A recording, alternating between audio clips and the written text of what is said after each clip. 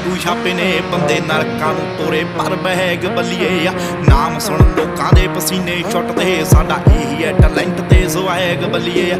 ਅੱਖਾਂ ਥੱਲੇ ਹੰਝੂਆਂ ਦੇ ਟੈਟੂ ਛਾਪੇ ਨੇ ਬੰਦੇ ਨਰਕਾਂ ਨੂੰ ਤੋਰੇ ਪਰ ਬਹਿਗ ਬੱਲੀਏ ਆ।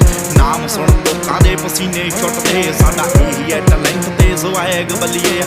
ਉਂਝ ਇੱਥੇ ਗੱਲਾਂ ਤਾਂ ਬਥੇਰੇ ਕਰਦੇ ਜਦੋਂ ਅੱਖਾਂ ਮੂਰੇ ਹੋਈਏ ਅਸੀਂ ਨੇਰੇ ਕਰਦੇ ਆ। ਉਹ ਦਿਨੋਂ ਰਾਤ ਹੁੰਦੀ ਦਾ ਪਤਾ ਨਹੀਂ ਲੱਗਣਾ।